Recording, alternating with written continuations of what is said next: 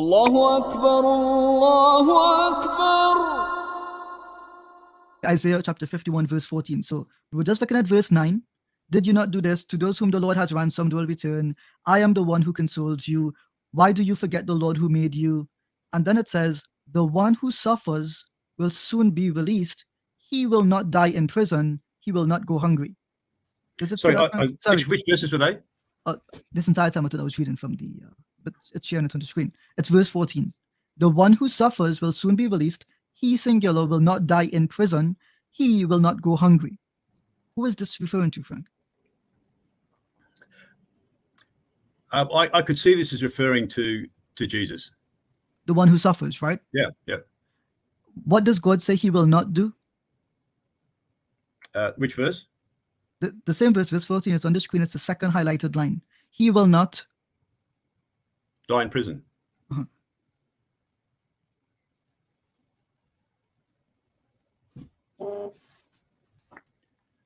So what's the question? Did Jesus die by being a prisoner? Well, yeah, he descended into hell, on the third day rose again. I'm asking, did he not die as a prisoner? Well, yes, but he was. I take it this is referring to his descent into death. Yeah. Okay, but it does say he will not die in prison, right? Like, I didn't render the translation. That's why I didn't edit it. It's the NET. I can scroll up and show you. I'm using Bible Hub, BibleGateway.com, Isaiah 51, New English Translation. I didn't add it to it. I didn't change it. I can put the link in the chat. I don't mind. I didn't use the term hell. It didn't use the term hell. They chose the term prison, right? Like, I put the link in the chat for anyone that wants to access it. I'm going to put this in the back chat for Frank as well. Let me put it here.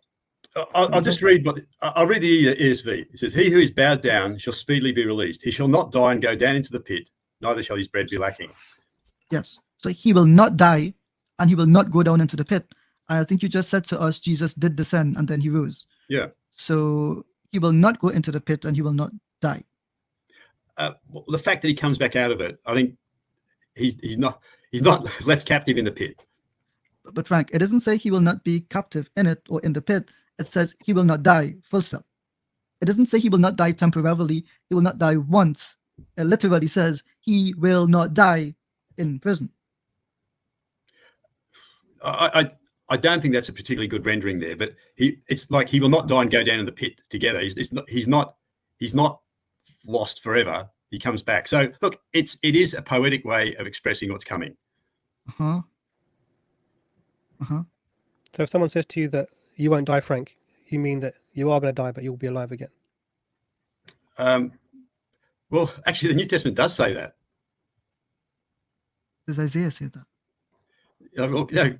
Well, yes, it's a metaphorical sense. Like, John 3:16. Now, whoever believes in him shall not perish, but have everlasting life. There's a good chance that I will perish. My body will go in the ground, but I will rise again. I'll have everlasting life. So it's that view of death, that it's not death that's permanent. It's death that's, well, in Jesus' case, it was for 3 days or 2 days. But it's still death. You still honestly, yeah. And did Jesus die in captivity in prison? No. He died out in the open, didn't he? Frank, was he not a prisoner of the Romans? Was he just holding hands with the Roman soldiers and walking freely to the cross, Frank? Was the cross in a prison? He was exposed out in the open.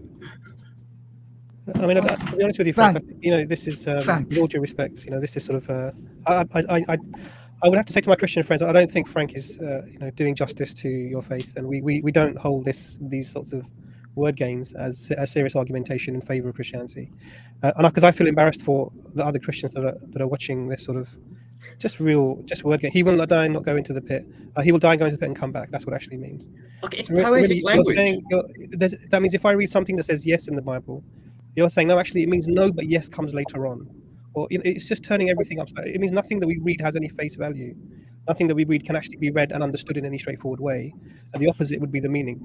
He will not die means actually he will die. And he won't descend to the pit means no, he will descend to the pit. But actually afterwards he comes out again. It's just really bizarre. As a non-Christian listening to this explanation, I find this really bizarre. So I mean, you painted this picture of a Jesus who who didn't know that he'd come to the earth to die for the sins of No, I didn't people. say that. I'd say That's it was exactly what progressively you said, revealed Frank. to him. Yeah, he did not know, even to the point of in the Garden of Gethsemane, according to your words, when he was praying for the cup to remove from him, he was not aware. He said, if all things are possible with thee, no, all things are possible with me, with thee, please remove this cup from me. I'm paraphrasing. And you said, all things are not possible, and this was the only way to, but Jesus wasn't aware of this. Now, and even the disciples had no idea what was happening, what was meant to happen.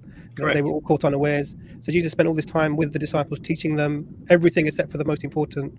I've come to die for your sins on the cross so you can be saved and I'll come back. They had no idea anything of this was going to happen. And we're trying to look at this prophecy, and you're turning every word on its head in terms of meaning, plain obvious meaning. And it's a shame.